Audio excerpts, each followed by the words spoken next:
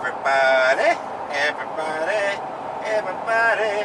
I'm doing a live stream as I drive down the road. My camera is on a tripod, so I'm not handling anything. My phone is on the dash, and I am, as you can twirl around here and see, I'm not connected. I'm 100% able to drive. And you are 100% able to scan around and look in the vehicle around me. Now, isn't that fascinating? This is Dr. K, and this is me live streaming. This is Moonday, Moonday, and there's a lot of things been going on in a very upbeat, positive way. I got going to start this week. I'm going to do my activity like at 6, 7 o'clock in the evening, and I'm going to try to live stream it. So far, the location, what I've got to work with there, is probably going to live stream best from my iPad, but we're going to play with that and see. I'm not certain yet. So anyway, in the world, and I get these emails because I've been clergy, I'm ordained, religion has been the basis of my existence for a long time, and it's been more than just a little roller coaster ride with my views toward religion and so forth, but it is what I do. I serve people, and I don't generally get too involved in too much dogma or doctrine. I support love and all that wonderful good vibration kind of stuff, and I think that should be our focus. And I do quote some scriptures as I go along to support what we do at the Abnormal Church. And of course, call it abnormal because as I was going through my life earlier on, I looked around and I thought, if this is normal, if this is what normal is and what normal is produced, or what it produces, I'm for abnormal. I'm for the normal in the world today. So there were a lot of questions I had, and I'm not going to get in too deep into that right now, except on this level, because of the presentations that I'm going to be doing. There are several instances that I'm going to refer to in the Bible, the teachings of Jesus, and two of them in particular, one in Luke especially, and the other one in John. But you may recall the one anyway where Jesus said, the things I've done, you will do those and much greater than I. And that is, of course, paraphrased. It's not exactly the way it's worded in the book, but that's in essence what it says. The things I've done, you're going to do greater things than I. That's Jesus talking. So his followers would actually do greater things than he. Now, that's phenomenal when you think about it, because Jesus is, according to the story, did some great things. In fact, they're recorded as so great that 2,000 years later, people are still talking about it, and millions of people have bought into a religious system designed around that, what Jesus did. So if you're going to do greater than he, that's something to think about. And you combine that in you. Now that is, those two things right there, the key of where we're coming from at the Abnormal Church, IOCCHURCH, where we're coming from and what we're advocating for. You have within you what you need already. You have been programmed to believe that you have to look outward, that you have to put faith in this or faith in that, or depend on this or depend on that, when it's already all inside you. We're trained culturally, we're trained religiously, we're trained all the way through these things that we have to depend on outside forces. Other people, other entities. We got to have the government. How did we survive without the government? How did we get here without all the institutions that we've got? from public schooling to, the religious institutions and whatnot, do you not realize that, man, the human race, from where you came from, you got here based on billions and billions of people over tens of thousands of years that did not have these institutions, didn't even have the belief in Jesus up until 2,000 years ago? It was unheard of. So you see, this is the problem we've got. And so in the latter part of the first century into the second century, Gentiles took over these Jewish stories, and now over a course of a couple thousand years since, we've got a twisted view of these Jewish stories. And we're basing all this stuff on this God that annihilated everybody on the planet except for Noah and his family, who had to build an ark and collect two of every animal and put on there and to save them from this flood.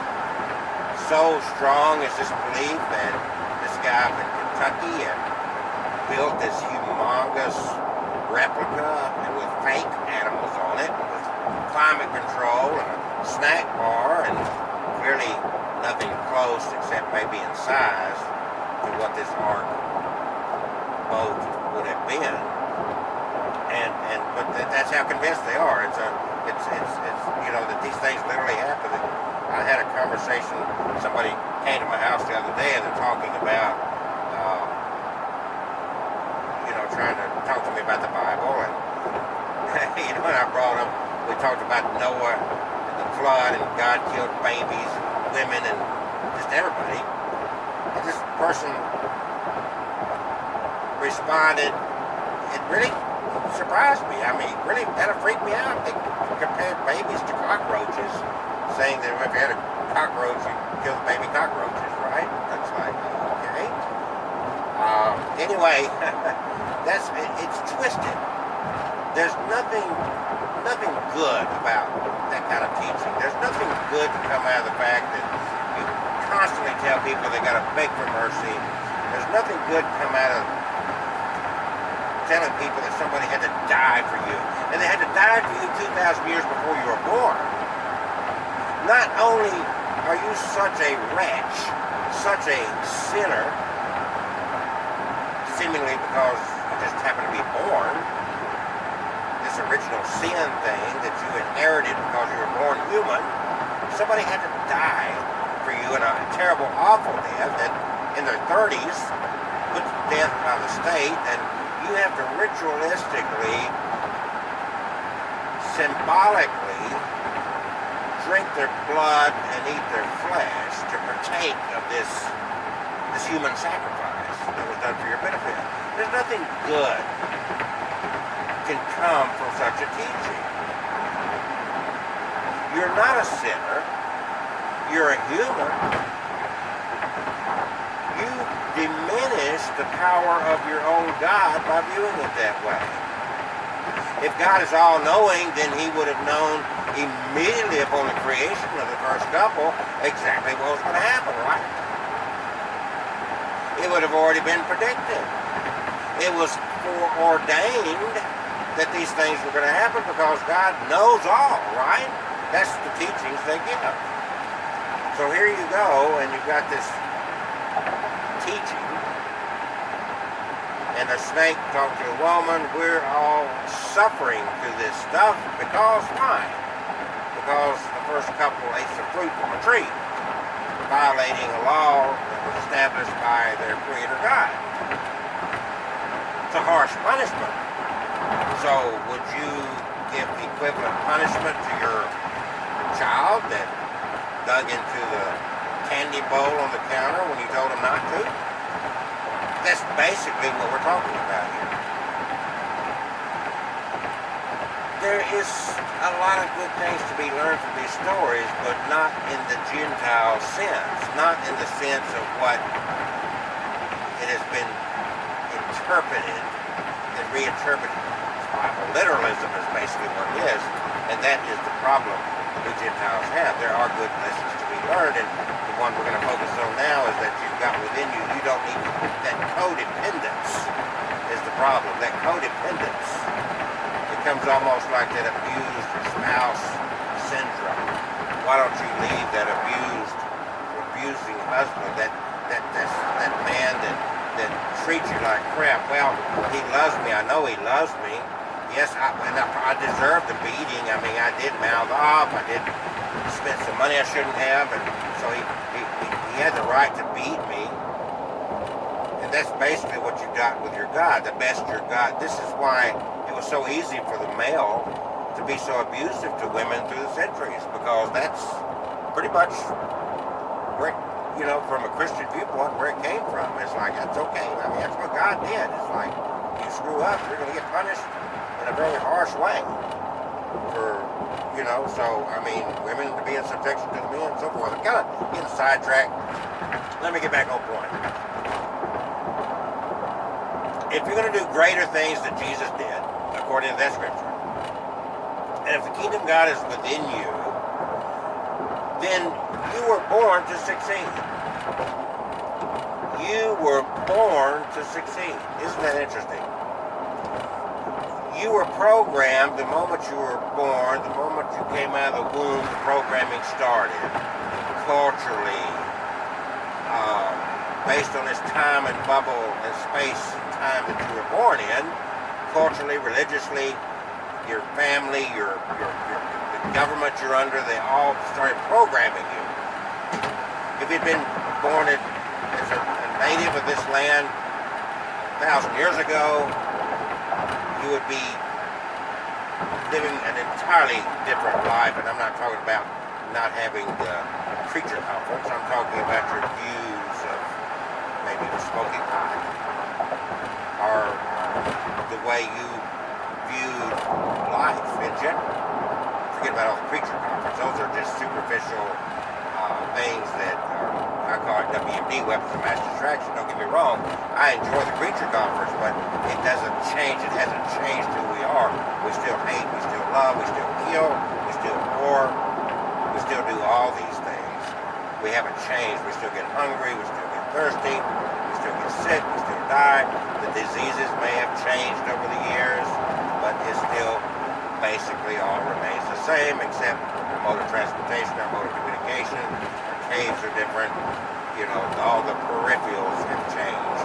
Other than that, we're still the same human. You strip all this away, we're the same human being we were when we lived 1,000 years ago. If you don't believe me, find the oldest classics, books that were written the longest time ago, and you'll see. Heck, for that matter, read the Bible, and you'll see it's still the same animal. David, king of Jerusalem, lusting, saw the sunbathing Bathsheba, building from the top of his building, and he lusted after, and he did the same thing that, we haven't changed. We have not changed. That's it. We are what we are. Men of power are the same thing, same beast, same animal. Just hasn't changed. So don't be fooled by all that. But again, if you learn that you have what you need within you, it takes power away from these institutions. It takes power away from religious institutions. It takes power away from the government. There's a reason for government, but government has long overstepped its value in our society. Long overstepped it. So, but you've got this within you. You just have not been programmed. So reprogramming the mind for success take you to a lot of different levels, and it doesn't. Some people's view of success has nothing to do with all this peripheral of financial gain and stuff and new cars and whatnot. People define success at several different levels. Our problem in our culture is that we do define success in material abundance. But as you see, material abundance does not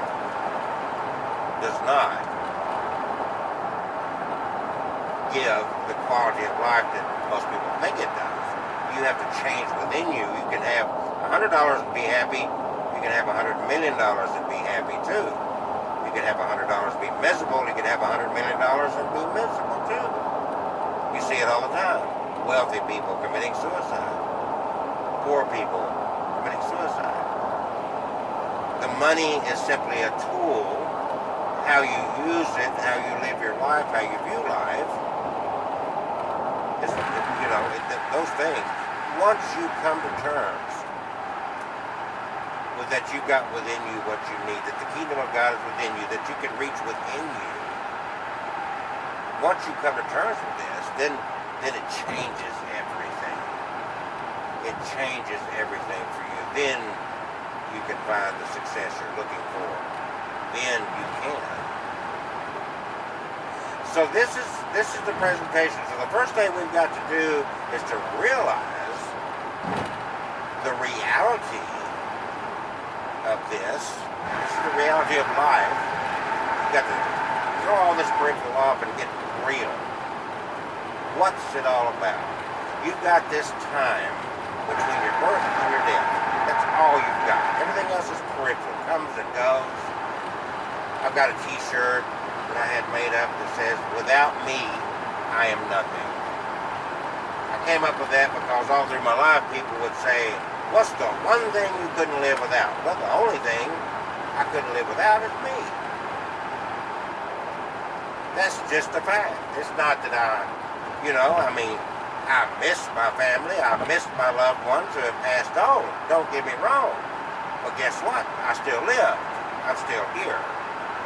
Whoever loves me, whoever's in my life, may cherish their moments with me, may cherish my existence, but when I perish, they're going to live. Unless they commit suicide, which is a very rare thing that happens. The Romeo-Juliet scenario is not a frequent thing. There's not a lot of mileage comes out of that, because I'm not going to say it never happens, but it's a very rare thing. So the only thing you couldn't live without is you. And you've got to wrap your arms around these two facts. Number one, that's the only thing you couldn't live without is you. That doesn't diminish your desire for other people. It doesn't diminish your love for other people. It's just a reality that you need to get your arms, get your mind wrapped around. The only thing that you cannot live without is you. And the second thing is that you've got to keep in your mind a daily reminder. It's simple. That you are going to die. This time of life that you have is limited. It doesn't go on for eternity. I remember when I was very young, I remember somebody's bumper sticker that said these words: "Don't sweat life, no one's got out of it alive yet." Anyway, fact, the number one cause of death is birth. Don't shy from it, because death gives life meaning. Death is what gives life its value. Absolutely gives it its value. Keep that in mind. If you never died, if you never had a chance of dying, your moments, your life would have less value. But the fact that you know that your life is coming to an end, that the aging process is tick, tick, tick, the clock is going, every moment you're working closer and closer to that final breath, that final moment of your life. That is what enhances each and every moment. As I drive along these roads here, as I go through this, I better figure out driving along these roads. I'm talking, and everybody else is.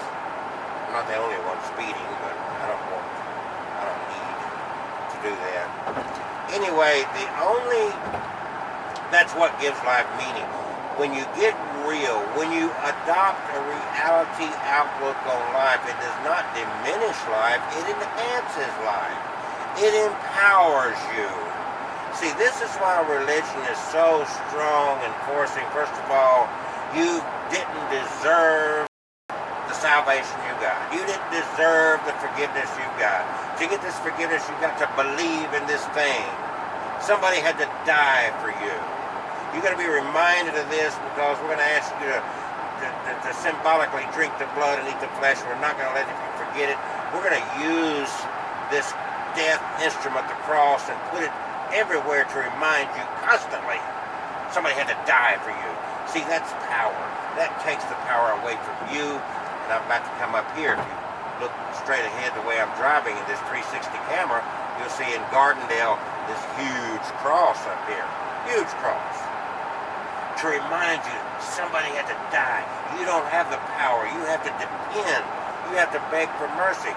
Everybody pretty much knows the song Amazing Grace, how sweet that heart to save a wretch like me. To have saved a wretch like me. Wow. Can you imagine? I mean, think of those words. I often think of a newborn baby. Comes home with its mom. Everybody's, oh, look at the sweet, innocent little child, little angelic baby, how sweet, how beautiful, perfect little human. And as soon as that perfect little human, that angel, can start talking and coming more alive moment by moment, what's the next thing we do?